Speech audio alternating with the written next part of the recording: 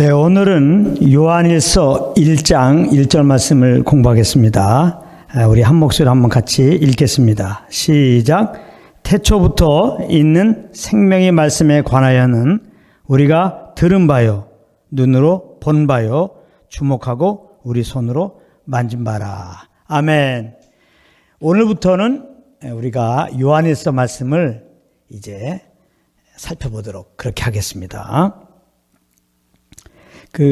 요한일서 이 서신서는 신약의 여러 서신서와 달리 기록자가 나와 있지 않습니다.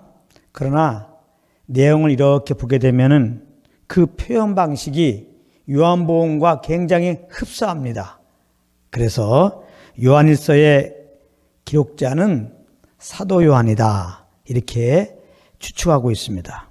예를 들어서 우리가 금방 보았지만은 그 1절에 보면은 태초부터 있는 생명의 말씀에 관하여는 이렇게 시작하잖아요. 근데 요한복음 1장 1절에는 어떻게 시작합니까? 비슷해요. 태초에 말씀이 계시니라. 이 말씀이 하나님과 함께 계셨으니 이 말씀은 곧 하나님이시니라. 이렇게 시작합니다. 아주 표현 방식이 비슷합니다. 요한일서에서 자주 사용되는 단어는 생명, 빛, 사랑, 이것입니다. 이것은 곧 생명이신 그리스도, 빛 대신 그리스도, 사랑이신 그리스도를 말씀하는 거죠. 그래서 요한일서도 곧 그리스도를 증거하는 것입니다. 창세기부터 계시록까지 다 그리스도에 관한 것이라는 것을 우리는 절대로 잊으면 안 되는 겁니다. 요한일서도 그리스도를 증거하고 있는 책이다, 잊으면 안 돼요. 그러니까 그리스도를 알기 원한다면 요한일서를 읽어라. 그리스도를 알기 원한다면 창세기부터 계시록을 읽어라. 이렇게 되는 거죠. 다른 목적이 있으면 안 돼요. 성경 보는 이유가. 그래서 성경 공부는 뭐냐? 그리스도를 발견하는 것이다. 그게 성경 공부예요. 요한일서를 기록한 목적은 요한일서 안에 기록되어 있습니다. 네 가지가 나와 있는데, 첫 번째는 요한일서 2장 1절에 나와 있습니다. 여기 오면 나의 자녀들아, 내가 이것을 너희에게 쓰면 너희로 죄를 범치 않게 하려 함이라. 그래서 요한일서는 믿는 자들에게 쓴 책입니다. 예수 믿고 구원받은 자들은 죄 가운데 거하면 안 되고 빛 가운데 거해야죠. 주님의 그 사랑 안에 거하면서 그 주님의 사랑을 드러내는 통로가 되어야 되는 거죠. 그래서 죄를 범치 않게 하기 위해서 이 책을 썼다, 이렇게 기록하고 있습니다. 이것은 요한일서만이 아니죠. 사실은 창세기부터 계시록까지 우리에게 궁극적으로 주신 것이죠. 그래서 우리 예수 믿으면 죄에서 구원받는 것이고, 그 믿음으로 살 때, 즉 성령과 동행할 때 우리가 죄에 대해서 해방된 자로 의의 종으로서의 삶을 살게 되는 거죠. 둘째는 요한일서 2장 21절 말씀입니다. 여기 보면 내가 너에게 쓴 것은, 요한일서 쓴 것은 그 이유를 말하는 거예요. 너희가 진리를 알지 못함을 인함이 아니라, 이 진리는 진리 대신 예수를 말하는 거죠.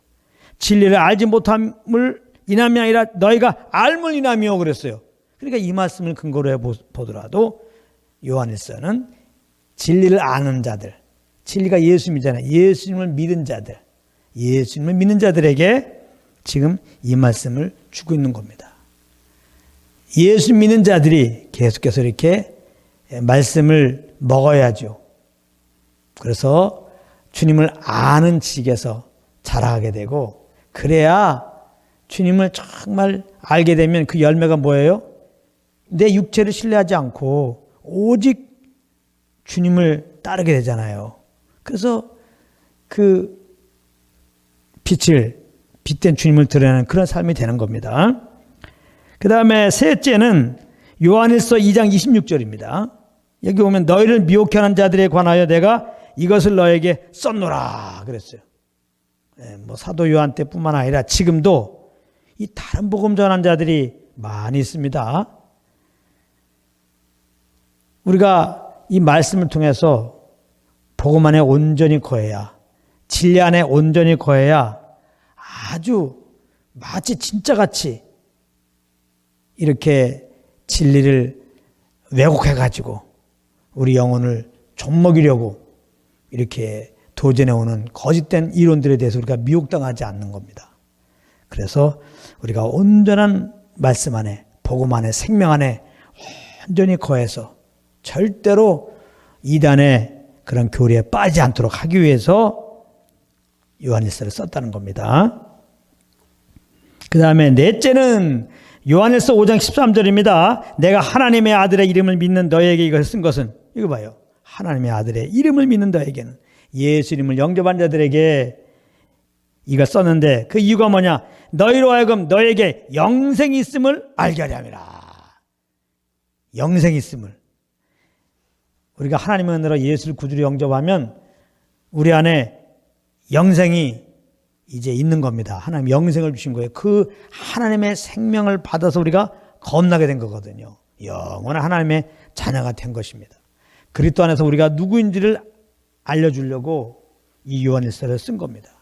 그리스도 안에 내가 누구인지를 알아야 그렇게 살게 되거든요. 그리스도 안에서는 우리는 주님의 생명으로 새롭게 된 자입니다. 이 생명은 요한복음 17장 3절에 하나님 아버지와 그의 보내신 자 예수 그리스도를 아는 거라 이 말이에요.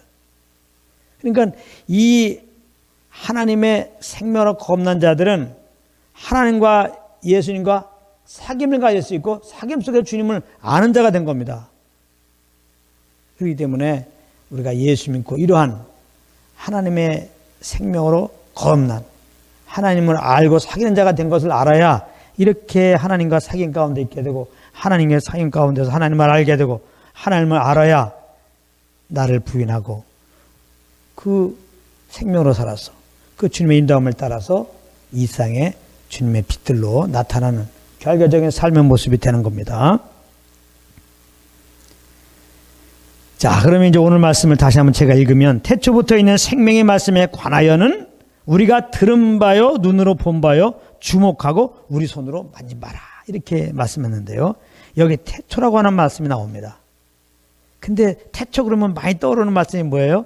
창세기 1장 1절에 태초에 하나님이 천지를 창조하시니라. 이렇게 생각나는데 이 태초는 창세기 1장 1절의 태초와 달라요.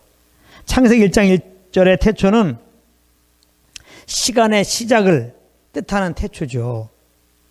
그런데 여기 요한일서에 있는 태초, 또 요한복음 1장 1절에 나오는 그 태초, 이건 같은 건데요. 이거는 시작도 없는 영원전의 태초를 말하는 거죠. 그런 시간적인 차이가 있는 태초입니다. 그런데 요한은 이렇게 영원전부터 있던 생명의 말씀을 우리가 듣고 보고 만진 바 되었다는 겁니다. 이것은 말씀이 육신이 되어 이 땅에 오신 예수 그리스도의 말씀을 듣고 그분을 보고 만졌다는 그런 의미죠. 요한복음 1장 14절입니다. 말씀이 육신이 되어 우리 가운데 거하시매 우리가 그 영광을 보니 아버지의 독생자의 영광이요 은혜와 진리가 충만하더라. 이렇게 기록하고 있습니다. 사도 요한을 비롯한 예수님의 제자들은 육신의 몸을 입고 오신 예수님으로부터 직접 생명의 말씀을 들은 자들이죠. 그리고 생명의 말씀이신 예수님을 보고 만졌던 자들입니다.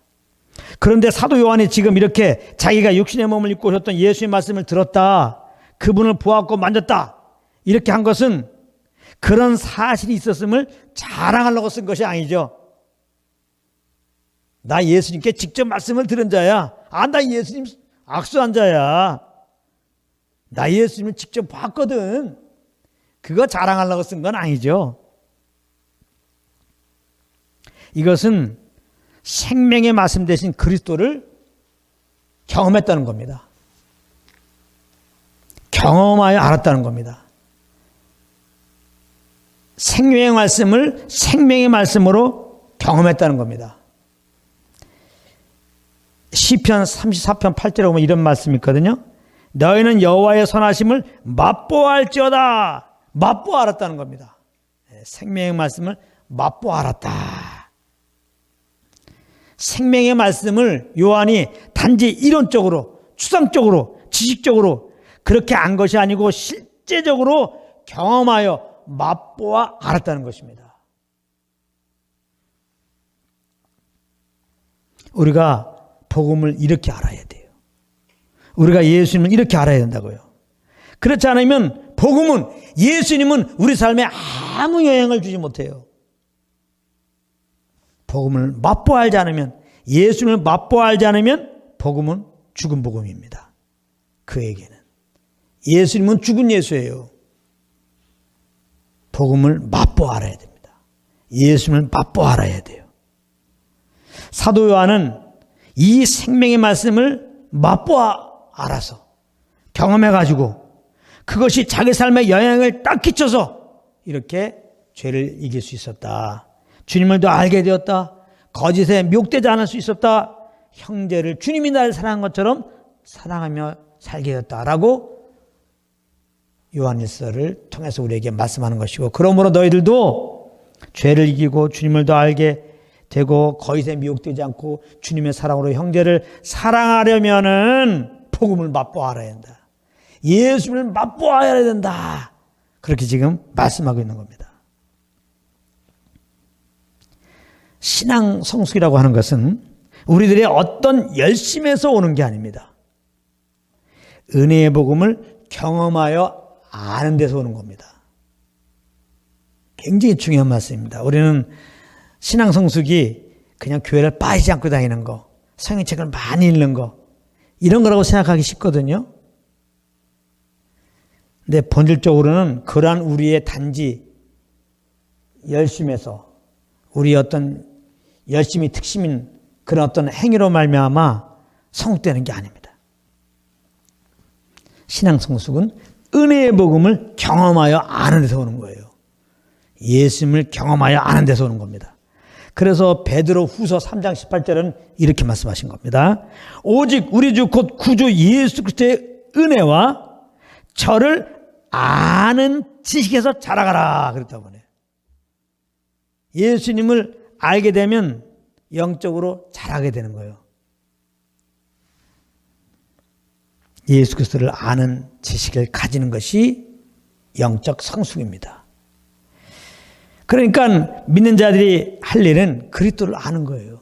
그리스도를 아는 만큼 성숙되기 때문에. 그러면 어떻게 그리스도를 추상적이 아니라, 지식적이 아니라 생명으로 경험하여 알 수 있을까? 정답은 성령으로 아는 겁니다. 성령 하나님을 알아요.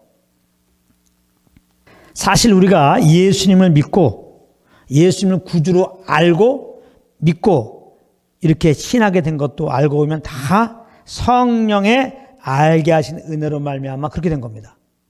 고린도전서 12장 3절에 보면은 하나님의 영, 성령님이죠. 하나님의 영으로 말하는 자는 누구든지 예수를 저주할 자라 하지 않고 또 성령으로 아니하고는 누구든지 예수를 주시라 할 수 없느니라. 성령으로 예수를 주님으로 알게 되고 믿게 되고 주라고 고백하여 구원받게 된 거라 이 말이에요. 그러므로 복음을 생명으로 알려면, 예수를 생명으로 알려면 항상 성령과 교통 가운데 있어야 돼요. 성령 하나님과 늘 함께 한다는 거예요. 항상 우리 안에 성령 하나님이 계신 것을 인정하고 의식을 해야 돼요. 자꾸 의식을 해야 돼요. 이분을 의식하고, 그러면 이분이 우리에게 소원함을 주세요. 그래서 이분이 주는 소원함을 따라서 행하게 되면은 무슨 일을 하든지 내 영혼은 복음을 알게 돼요. 예수님을 알게 됩니다. 복음을 알고 예수님을 아는 것은 신학 공부해서 아는 게 아닙니다. 절대 우리 지식으로 아는 게 아니에요. 예수님을 알게 하시는 그 성령님과 동행할 때, 그 일이 어떤 일이든지 성령님과 동행해서 하게 되면요, 내 영혼은 복음을 알게 되는 거예요. 예수를 알게 되는 거예요. 맛보아 알게 되는 겁니다. 그러니까 이 말씀을 듣고 예수 믿는 자라면 성령님이 내 안에 계신 것을 아시고 인정하시고 이분께서 주는 소원함을 따라서 한번 말하고 행해 보십시오. 그렇게 시작해 보시란 말이에요. 여러분들 영혼은 주님을 아는 지식이 이렇게 채워지면서 주님의 충만으로 충만해지는 겁니다. 그래서 주님의 평안으로, 주님의 안식으로, 주님의 행복으로, 주님의 능력으로 우리가 충만해지게 되는 겁니다. 그런데 우리는 너무 쉽게 나는 복음을 알아. 이렇게 얘기합니다. 난 예수님을 알아. 이 말 조심해야 됩니다. 선줄로 생각하지 말아야 돼요. 넘어질까 조심하라. 자, 누가 복음을 안다고 그랬습니다. 그런데 만약 여전히 자기를 신뢰하며 살아가고 있다면 그는 지금 복음을 모르고 있는 거예요. 복음을 안다고요? 예수님을 정말 경험하여 알았다고요? 그런데 여전히 나를 신뢰한다고요? 내 힘에, 내 지혜에 가능성을 두고 산다고요? 그거는 지금 복음을, 예수님을 모른다는 반증입니다. 이거 잘 아셔야 돼요. 왜냐하면 복음은 예수 그리스도의 십자가와 함께 죄의 종로를 하는 나는 죽었다고 말씀하고 있거든요. 그러니까 나에 대해서는 죽는 삶이 되게 되는 거예요. 복음을 알게 되면. 나를 신뢰하는 게 아니라 오직 그리스도만 신뢰하는 삶이 되는 겁니다. 나로부터 어떠한 가능성을 찾는 것이 아니라 정말 주님이 다 하신다는 그 믿음으로 살게 되는 겁니다. 그리고 나는 복음을 다 알아. 나는 예수님을 다 알아. 그런데 그의 삶을 보게 되면은 이 땅에 소망을 두고 있습니다. 천년만년 이 땅에 살 것처럼 아웅다웅 싸우면서 살아가고 있다면 그는 복음을 모르고 있는 겁니다. 지금 예수님을 경험하여 알고 있지 않는 거예요. 왜냐하면 정말 복음을 알면, 예수님을 알면 장차갈 하나님 나라에 우리의 소망을 둘 수밖에 없는 겁니다.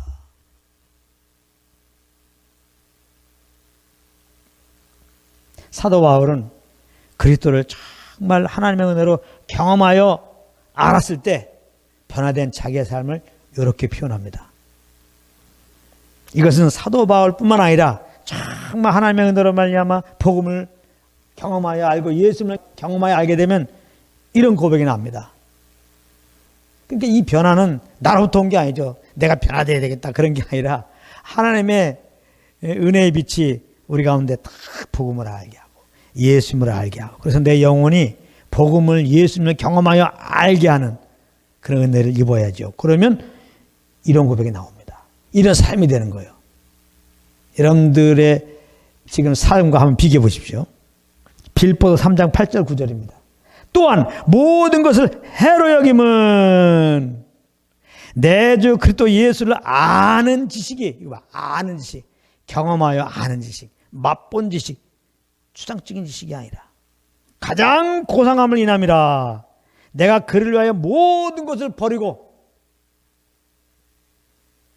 배설물로 여김은 그리스도를 얻고 그 안에서 발견되려 함이니, 이렇게 말하고 있습니다.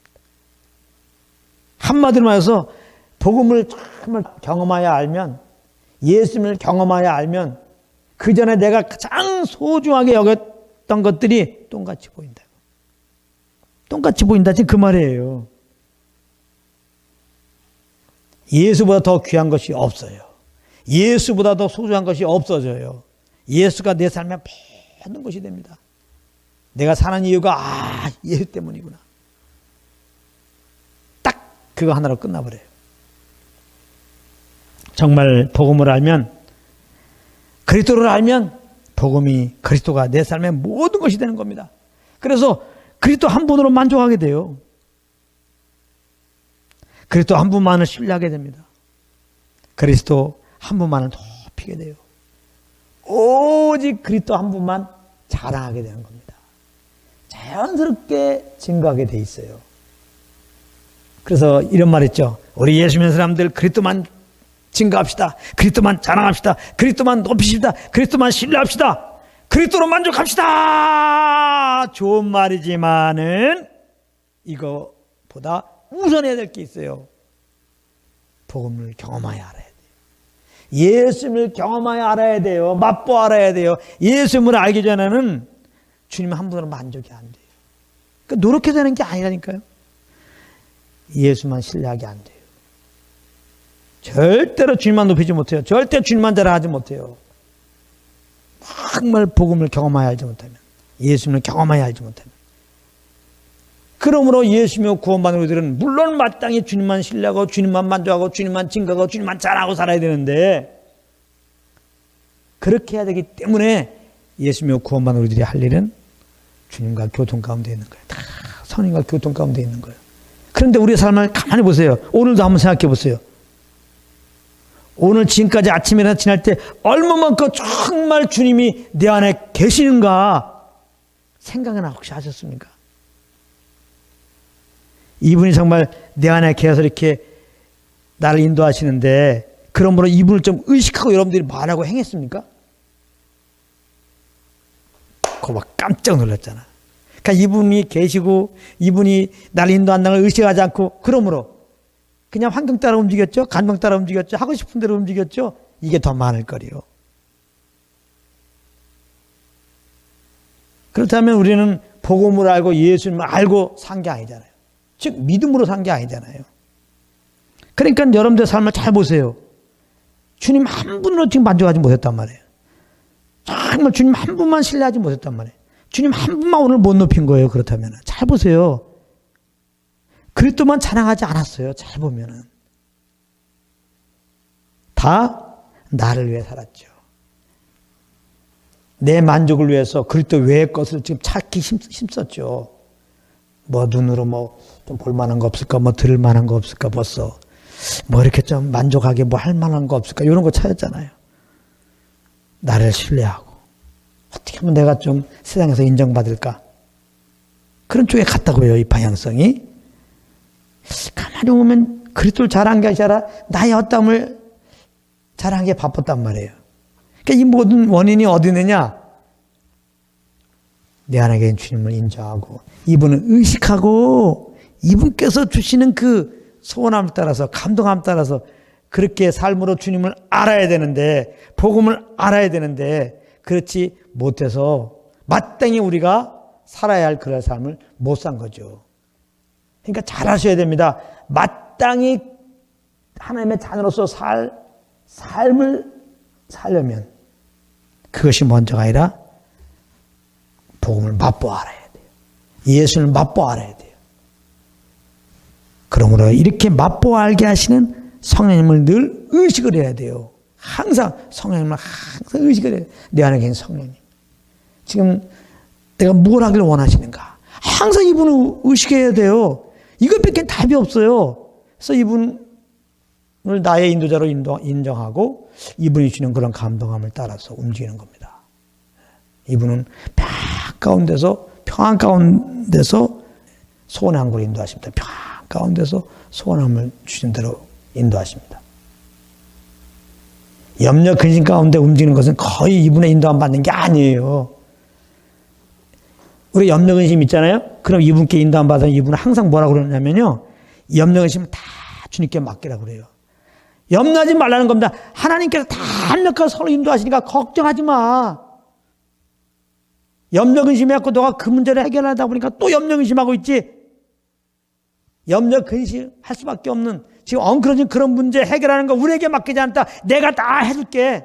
원수 갖는 것만 내가 해결할 게 아니다. 너가 지금 염려 근심할 수밖에 없는 엉클어진 일도 그거 다 내가 처리할 거야. 이 말이거든요. 염려 근심 맡기라는 게. 성령님은 그렇게 인도하세요. 염려 근심 가운데 움직이는 거 성령 인도함이 아닙니다. 그러니까 염려 근심 있으면 다 맡기라고 그래요. 그래서 성령의 인도함 따라서 맡겨보세요. 그럼 평강이 오죠. 예? 그럼 평안 가운데서 오는 소원함을 따라서 그 일을 해보세요. 그러면 복음을, 예수님을 내 영혼에 알게 돼요. 그래서 주님의 충만으로 충만해서 갑자기 염려 근심이 변화해서 평강이 오면서, 기쁨이 오면서, 감사가 오면서, 감격이 오면서, 행복함이 막 오면서 갑자기 그냥 주님 너무 사랑합니다, 너무 기뻐합니다, 이렇게 되는 거예요. 그냥 갑자기 예수님을 찬양하고 높이게 되는 거예요. 그러므로 우리들의 매일의 삶이 이 복음을, 이 예수님을 경험하여 알게 하시려고 오신 성령님을 늘 의식하고 이분을 늘 인정하시고 이분의 음성을 듣고 이분과 동행하는 자리에 가시기를 예수님으로 축복합니다. 할렐루야. 이것이 여러분들에게 오늘 제가 드리는 숙제고 하나님께서 우리에게 드리는 숙제입니다. 다음 시간에 숙제 잘 해 오시기 바랍니다. 오늘 말씀은 여기까지 하겠습니다.